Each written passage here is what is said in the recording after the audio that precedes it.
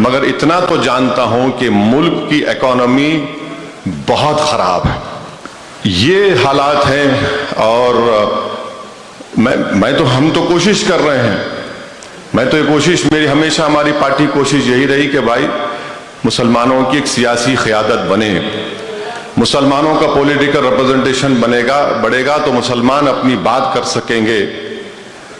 और अगर आज बीजेपी इख्तिदार पर है तो इसमें कोई मुसलमानों का रोल नहीं है और उसमें अल्हम्दुलिल्लाह मजलिस का भी कोई रोल नहीं है। मैं तो हमेशा कह रहा हूं, जो हमारे लोग हम पर इल्ज़ाम लगाते हैं, मैं उनसे कहूं कि भाई आप ये फेसबुक पे लिख के, ट्विटर पे लिख के, अखबार में एक बयान दे के, किसी के घर में बैठ के आप बोल रहे हैं, भाई आप बैठ के मेरे सामने बात करो, मैं तैयार हूं आपकी बात को सुनने के लिए।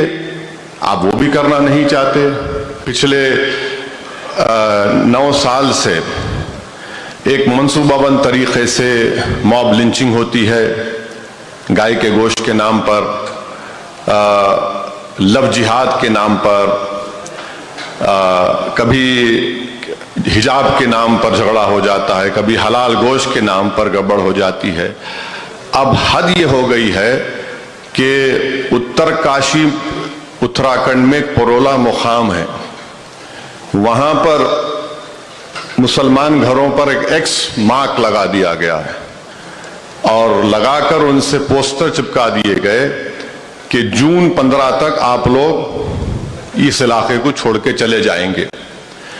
अच्छा, उसमें छोड़ के चले जाने वालों में सबसे पहले कौन भाग गया? उसमें बीजेपी के मुस्लिम माइनॉरिटी का लीडर जो 25 साल से रहता था, उन्हें घर को लॉक डाल के भाग गया और ओपनली वीडियोस जारी होते हैं कि आपका जेनोसाइड होगा, आपका कत्लेआम होगा। सुप्रीम कोर्ट ने कहा कि 100 मोटो एक्शन लो हेट स्पीच के ऊपर, मगर क्योंकि सुप्रीम कोर्ट को छुट्टियां हैं, ये लोग अपनी जबान को खुला रख दिए हैं। तो ये एक माहौल जो मुल्क में बन रहा है, और मैं नहीं बल्कि जो जेनोसाइड का एक्सपर्ट है जिसका नाम आपने सुना होगा, ग्राहम स्टेंटन ने कहा कि जो रवांडा में हुआ, हम लोग, उसने कहा मैं नहीं चाहता कि हमारे मुल्क में हो, क्या हम स्टेज 2 पे आ चुके हैं। मेरे नहीं, आप देख लीजिए, उनका जो जिसने रवांडा के जेनोसाइड को प्रेडिक्ट किया था वो सही निकला। आज जो वतन अजीज के बारे में ये कह रहे हैं, मैं हरगिज नहीं चाहता कि जेनोसाइड हो। और फिर अगर आप मौजूदा दौर में जो वतन अजीज में भारत में हो रहा है, उसका ये मेरा जाती नजरिया है। हम लोग मैल्कम एक्स और मार्टिन लूथर किंग के उस जमाने की जद्दोजहद को नहीं देख रहे हैं, हम लोग 1930 के जर्मनी को देख रहे हैं। और 1930 के जर्मनी में भी ऐसे ही हेट स्पीचेस शुरू हुए थे जूइश कम्युनिटी के खिलाफ। उसके बाद उन पर हमले शुरू हुए। फिर उसके बाद ये हुआ कि हिटलर को ये बात पसंद नहीं आई, तो हिटलर ने कहा कि पिक्चर बनाओ यहूदियों के खिलाफ और ये बताओ कि ये यहूदी जर्मन नेशन के खिलाफ हैं। तो उसमें एक मशहूर पिक्चर बनाई गई थी इटर्नल जू के नाम से, जिससे यहूदियों पर हमले हुए। अब आप देख रहे, एक पिक्चर बन गई द केरला स्टोरी, एक पिक्चर बन गई कश्मीर फाइल्स, अब एक कोई बनेगी और एक कोई बनेगी। आखिर में यह हुआ जर्मनी में कि क्रिस्टलनाख मूवमेंट हुआ, उसके बाद राइक्सटैग को जलाया गया। फिर दुनिया ने देखा कि 70 लाख यहूदियों को या तो गैस चैम्बर में डालकर, या फिर उनको जेलों में डालकर, या फिर ट्रेनों में डालकर उनको भगा दिया गया। तो ये हम 1930 में जो जर्मनी में हुआ, वो हम बदबख्ती हमारी ये है कि हम 2023 में हमारे उस वतन अजीज में देख रहे हैं जहां पर हमारे बुजुर्गों ने इस मुल्क को आज़ाद कराने के लिए क्या क्या नहीं किया। इस मुल्क को आज़ाद कराने के लिए एक कमज़ोर बादशाह ने ज़ईफ़ी में अपने दो बेटों के कटे हुए सरों को देखा। एक बहादुर बादशाह ने अपने हाथ में तलवार लेकर जामे शहादत नोश फरमा लिया। एक बहादुर बादशाह ने बंगाल की सरजमीन पर अपना सब कुछ लुटा दिया। एक बहादुर मुसलमान मुजाहिद आज़ादी ने उनकी जिंदगी का इख्तिताम लंदन में हुआ तो उनको दफन किया गया बैतुल मुक़द्दस की सरजमीन में। एक मुजाहिद आज़ादी ने जेल में बैठकर कुरान करीम की तफसीर लिखी, जिसको हम मौलाना अबुल कलाम आज़ाद के नाम से जानते हैं। आज उनके ताल्लुक से दिल्ली यूनिवर्सिटी के पॉलिटिकल साइंस में उनके चैप्टर को निकाल दिया गया। आज उस वतन अजीज के लिए हमारे लोगों ने क्या क्या नहीं किया, मुसलमानों ने। आज उन्हीं के कुर्बानियों को ख़त्म किया जा रहा है और इस वतन को एक नया रुख दिया जा रहा है। तारीख को मिसमार किया जा रहा है कि भाई सल्तनत मुग़लिया का कोई रोल नहीं रहा। मुझे कोई मोहब्बत नहीं है सल्तनत मुग़लिया से, मगर तारीख का हिस्सा रहा है। भाई आप नहीं पढ़ाएंगे तो फिर लाल किला के नरेंद्र मोदी बनाए जो 15 अगस्त के दिन खड़े होकर झंडा लहराते हैं। ये समझ में नहीं आया मेरे को आज तक। आप हिस्ट्री निकाल देंगे, हिस्ट्री से ही निकाल देंगे, ठीक है। आप हिस्ट्री से निकालेंगे तो क्या पढ़ाएंगे बच्चों को, क्या बोलेंगे जब बच्चा देखेगा लाल किला कौन बनाए?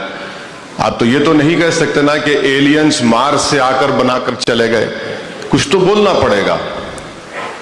अगर टीपू सुल्तान की कोई फोटो उठाता है तो उस पर केस बुक हो जाता है।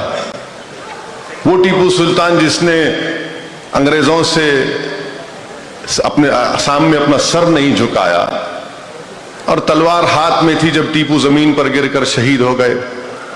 और उसी टीपू सुल्तान को जब भारत का आईन बना 1950 में और 26 जनवरी 1950 को जब वो कॉन्स्टिट्यूशन पूरे मुल्क में नाफिद हुआ, तो नाफिद होने से पहले तमाम बुजुर्गों ने उस किताब पर साइन की। उस किताब में राम सीता की फोटो है, गुरु नानक की फोटो है, झांसी की रानी की फोटो है, गौतम बुद्ध की फोटो है, महावीर की फोटो है, उसमें टीपू सुल्तान की भी फोटो है। आज आप उसकी फोटो पे केस बुक कर रहे हैं। अगर कोई औरंगजेब की फोटो उठाया तो मुझसे किसी मीडिया के लोगों ने पूछा कि इस पर तबसरा करिए। मैंने बिल्कुल तबसरा करने तैयार हूं, मगर आप इसको ऑथेंटिकेट कर दो कि ये औरंगजेब की फोटो है। औरंगजेब को मर के 300 साल हो गए। 1850 40 तक फोटोज को मान सकते, मतलब एक फोटो औरंगजेब की है क्या? बोले नहीं नहीं, वो औरंगजेब की हो सकती है। मतलब हो सकती है तो फिर मैं क्या करूं? माने 1990 में आप लोगों को याद होगा, बाबरी मस्जिद का जब एजिटेशन चल रहा था तो उस वक्त गाली दी जाती थी मुसलमानों के बाबर की औलाद। अब माशाल्लाह ये लोग तरक्की करके औरंगजेब की औलाद पर आ चुके हैं। यानी बाबर से शुरू हुए तो अब औरंगजेब पे आ गए। अब शायद जब औरंगजेब से दिल भर जाएगा तो बोलेंगे टीपू की औलाद, और जब उससे दिल भर जाएगा तो क्या बोलेंगे नहीं मालूम। तो ये मुल्क में एक कॉम्पिटिटिव कम्युनलिज्म चल रहा है। मैं आपको कोई मायूस करना नहीं चाहता हूं। बहुत से लोगों को बड़ी उम्मीद है कि कांग्रेस पार्टी कुछ करेगी। हम भी उम्मीद करते, करो आप, हम नहीं रोकना चाह रहे आपको, मगर आप ये बताओ कि अगर आपका मुकाबला ये होगा कि मोदी से बड़ा हिंदुत्व आइडियोलॉजी का लीडर मैं हूं, तो फिर लोग जाहिर है ओरिजिनल को पसंद करते, क्लोन को पसंद नहीं करते। बल्कि उनको क्लोन भी नहीं कहना चाहिए, उनको क्लाउन कहना चाहिए। तो लोग ओरिजिनल को पसंद करेंगे। जहर का मुकाबला जहर से आप करेंगे तो सब मर जाएंगे। अंधेरे का मुकाबला अंधेरे से करेंगे तो हमेशा के लिए अंधेरा हो जाएगा। आप जुल्म का मुकाबला कैसे करेंगे? आप बताएंगे कि नहीं मैं भी बड़ा वैसा रहूंगा। तो ये हालात हैं और हम तो कोशिश कर रहे हैं। मैं तो ये कोशिश, मेरी हमेशा हमारी पार्टी कोशिश यही रही कि भाई मुसलमानों की एक सियासी क़यादत बने। मुसलमानों का पॉलिटिकल रिप्रेजेंटेशन बढ़ेगा तो मुसलमान अपनी बात कर सकेंगे। और अगर आज बीजेपी इख्तिदार पर है तो इसमें कोई मुसलमानों का रोल नहीं है, और उसमें अल्हम्दुलिल्लाह मजलिस का भी कोई रोल नहीं है। मैं तो हमेशा कह रहा हूं, जो हमारे लोग हम पर इल्जाम लगाते हैं, मैं उनसे कहूं कि भाई आप ये फेसबुक पे लिख के, ट्विटर पे लिख के, अखबार में एक बयान दे के, किसी के घर में बैठ के आप बोल रहे हैं, भाई आप बैठ के मेरे सामने बात करो, मैं तैयार हूं आपकी बात को सुनने के लिए। आप वो भी करना नहीं चाहते।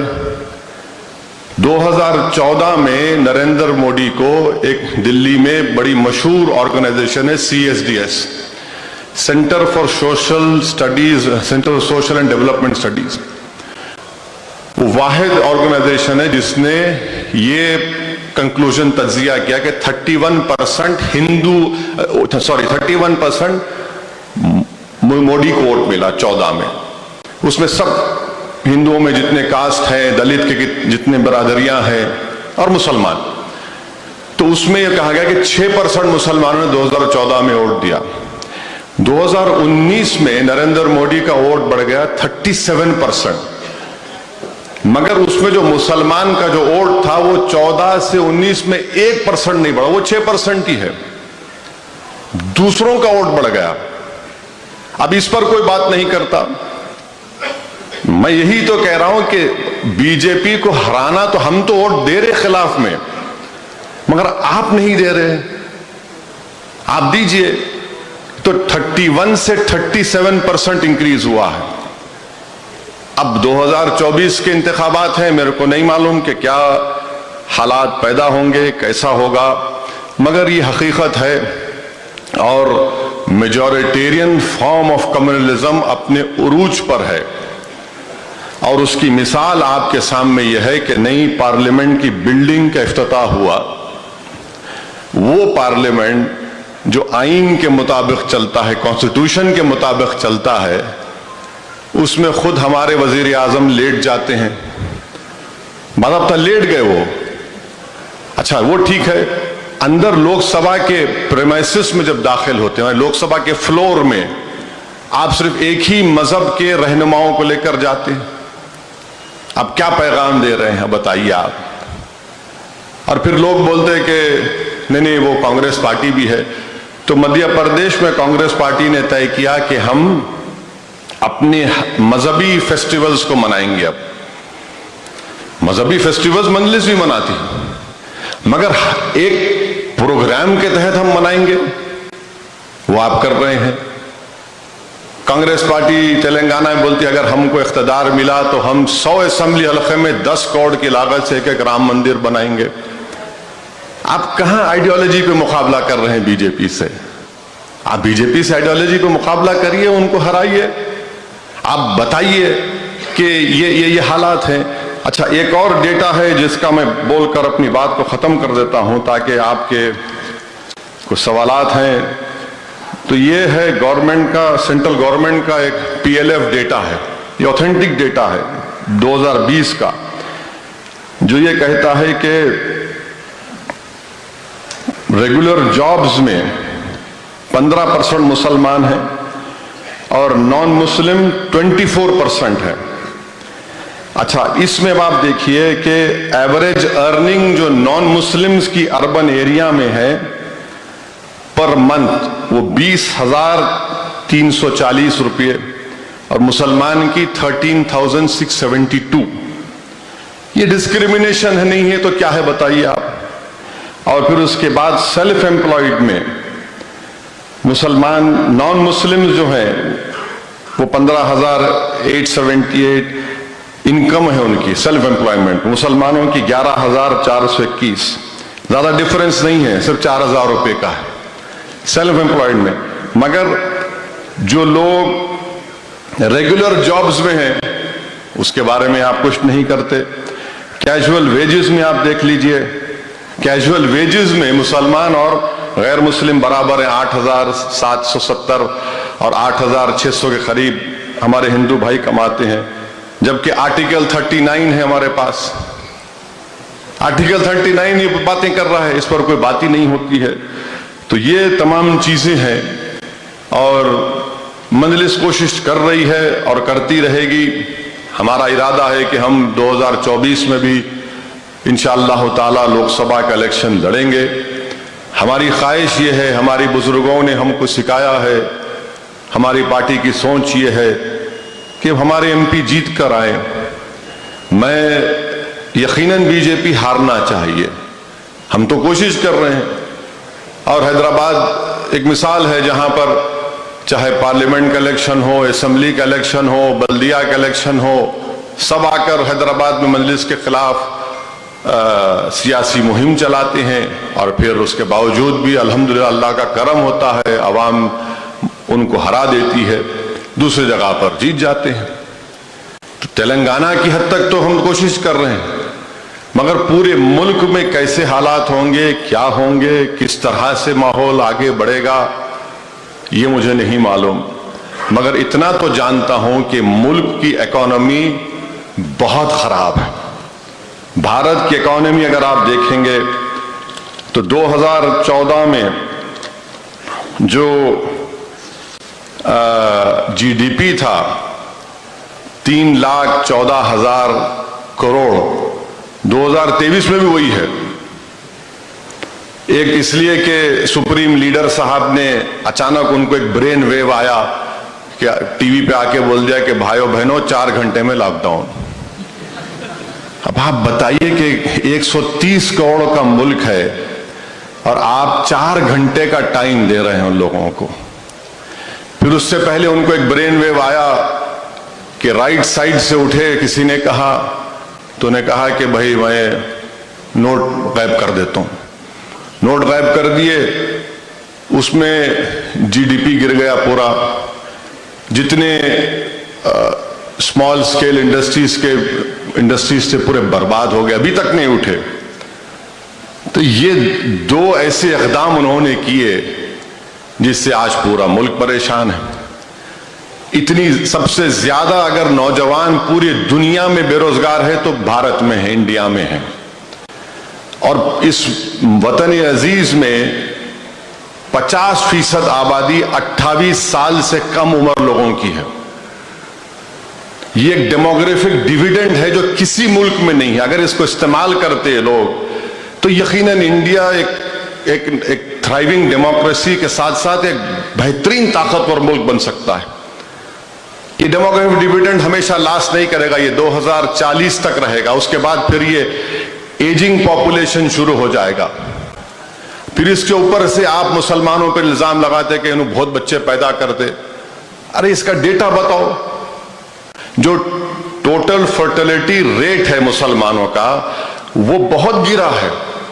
4.9 से मेरे ख्याल से अब 3.9 या 4 तक आ चुका है। सबसे ज्यादा गिरा है TFR रेट। उसमें बात नहीं करने में बच्चे बहुत पैदा कर रहे हैं। कहां पैदा कर रहे भाई, आप डेटा तो दो। अब बोलते नहीं आप लोग बहुत शादी करते, मतलब वो भी डेटा दो। जो लास्ट सर्वे हुआ था उसमें हमारे हिंदू भाइयों में और मुसलमानों में ज्यादा फर्क नहीं था दूसरी बीवी का। डेटा बोल रहा है ज्यादा फर्क नहीं था। अब चौथी बात बोलते कि नहीं नहीं अब इससे हम यूनिफॉर्म सिविल कोड लेकर आएंगे। अरे यूनिफॉर्म सिविल कोड किस बुनियाद पर लाएंगे आप, किस बुनियाद पर लाएंगे? नहीं, आपके पास जो है औरतों को हुकूक नहीं मिलते, आपके पास औरतों को ये नहीं मिलता। अब जब हम सवाल करते हैं कि भाई आप बताओ दया भागा स्कूल ऑफ थॉट होगा या मिताक्षरा स्कूल ऑफ थॉट होगा, फिर हम जब सवाल करते कि विल पावर अगर आप खत्म करेंगे क्या, विल पावर खत्म नहीं कर सकते। मगर इस्लाम में कोई विल के जरिए अपनी पूरी जायदाद अपनी एक औलाद को नहीं दे सकता। मेरे ख्याल से 1/3 है, उलमाए कराम मौजूद है, वो मुझे करेक्ट कर सकते। वो विल पावर आप खत्म नहीं करना चाहेंगे। मकसद क्या है कि मुसलमानों को उनकी तहजीब से, उनके तमद्दुन से, उनके मजहब से उनका रिश्ता खत्म कर दो। और ये बार बार जो आरएसएस की तरफ से बोला जाता है कि मुसलमान यहां पर थे, अभी उनका रिसेंट स्टेटमेंट आया आरएसएस के चीफ का कि इस्लाम जो है वहां पर गया, खत्म हो गया, मगर कहीं पर सेफ है तो इंडिया में है। यानी आप कौन होते हैं सेफ बोलने वाले? ये तो कॉन्स्टिट्यूशन है, कॉन्स्टिट्यूशन है तो हम सेफ है। और फिर आप कौन होते हैं कि इन्वेडर्स बोलते हैं मुसलमानों को? अगर इन्वेडर्स हैं तो आर्यन इन्वेडर्स हैं। इस मुल्क में अगर ये इंडिया किसी का है तो ट्राइबल्स का है। एंथ्रोपोलॉजिस्ट ने प्रूफ किया है ये ट्राइबल्स का है और द्रविडियंस का है। खुद तिलक जितने बड़े लीडर हैं उन्होंने कहा कि हम ब्राह्मण लोग जो है आर्टिक से आए थे, आर्टिक से, ऑन रिकॉर्ड उन्होंने कहा। आप इन्वेडर बोलते, पर इन्वेडर तो सब बन चुके हैं। अब आरएसएस बीजेपी, औरंगजेब जिम्मेदार है, अकबर जिम्मेदार है, बाबर जिम्मेदार है। अरे भाई आप कहां जा रहे हैं? और अगर वो जिम्मेदार है तो मैं कैसे जिम्मेदार हूं? हमारा उनसे क्या ताल्लुक है? जब आजादी की लड़ाई लड़ी जा रही थी तो उस वक्त सब बातें नहीं की गई थी, मगर आजादी का अमृत उत्सव भी मनाएंगे और फिर इन तमाम चीजों को वो भी कर देंगे। और आपको जान के हैरत होंगी कि हमारे वजीर आजम साहब ने बंबई में एक बहुत बड़े अस्पताल की इनॉग्रेशन में कहा कि प्लास्टिक सर्जरी और स्टेम सेल रिसर्च 5000 साल पहले भारत में आ चुका था। नहीं मालूम था मेरे को। 5000 years ago प्लास्टिक सर्जरी और स्टेम सेल रिसर्च 5000 years पहले आ चुका था और कोविड में लाशें गंगा में बह रही थी। नहीं मालूम था। नहीं, रोज एक नया इंकशाफ होता है, रोज एक नई नई बातें होती हैं। तो ये स्टेट ऑफ अफेयर्स है। तो मैं इसी पर अपनी बात को मुकम्मल करता हूं। अगर आपके पास कोई सवालात हैं मैं बखूबी बड़ी खुशी के साथ उन सवालात का जवाब देने के लिए खड़ा हूं। और आपसे मैं यही